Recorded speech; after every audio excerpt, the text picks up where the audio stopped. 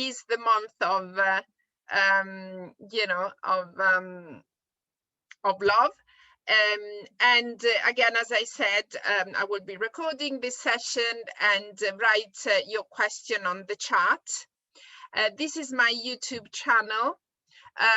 If you want to follow me, I will be very grateful, and I will write the channel on the chat at the end of it, so you can paste and copy it.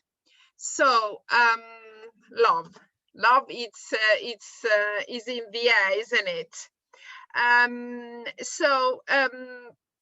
Why the first question, which I think, you know, it's obvious but maybe not so obvious, is why we fall in love. I mean, love has been written about by the greatest poet, and in cinema is a subject that we all know about. And the explanation, so there's a lot is written about love, but the reason why we fall in love, it remains, you know, there are different reasons, and there has been done a lot of research. So one reason why we fall in love, it's thought to be something to do with our brain, the neurological factors.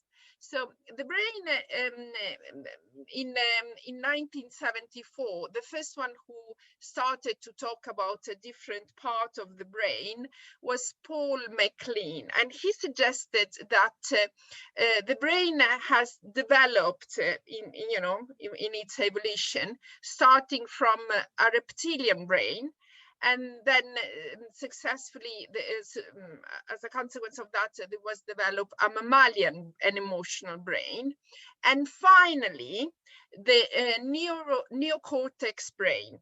And it is in the neocortex brain that we have a number of abilities, like language abilities, emotional abilities, and the capacity also to think and to reflect.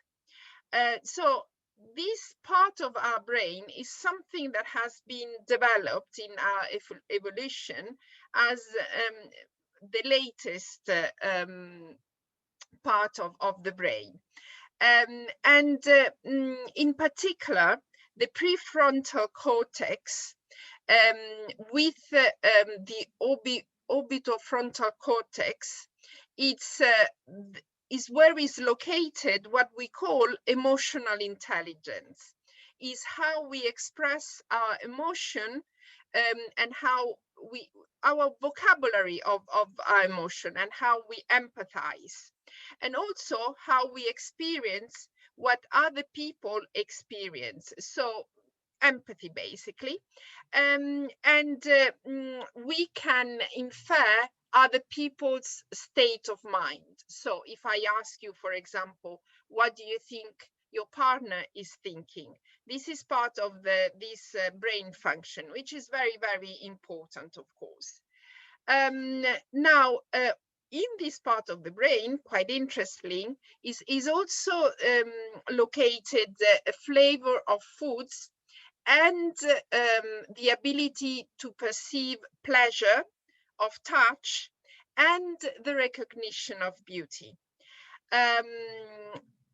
And in this part of the brain is where it has the highest level of opioids, and is involved in rewarding pleasurable experience of various kinds. So when we fall in love, this specific part of the brain feel bliss, euphoria, enjoy pleasure, but also develop dopamine to such an interesting level that some researcher has compared it to the level, let's say, a similar experience that people using cocaine experience. So, but is produced naturally, obviously, when you fall in love. And as well as dopamine, which is a very important chemical, the brain produces also oxytocin, that is a specific hormone present, for example, in very, very high level when the mother gives birth. So when romantic love is activated, these brain regions, they get activated, and they produce all these very interesting chemicals. This is why some researchers suggest that people in love feel a constant high, and also is a kind of self-fulfilling prophecy, because you produce dopamine, and the dopamine makes people want to bond with each other, and so it's a way to strengthen the existing bonds. The other neurochemicals that is produced is vasopressin, and is another chemical. So all these three chemicals, they facilitate socialization and bonding. What is the other reason why we fall in love? There is, it's a social factor. As we said, from an evolution point of view, it facilitates procreation, but also facilitates the ability for us to be social and to exist in groups. And sometimes it has an economical reason. It maintains the society strong. This is what research says.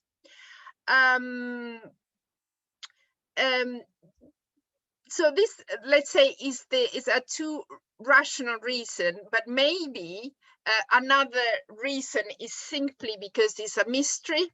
And in this slide, I wanted to show you the last three lines of Dante, 3 books.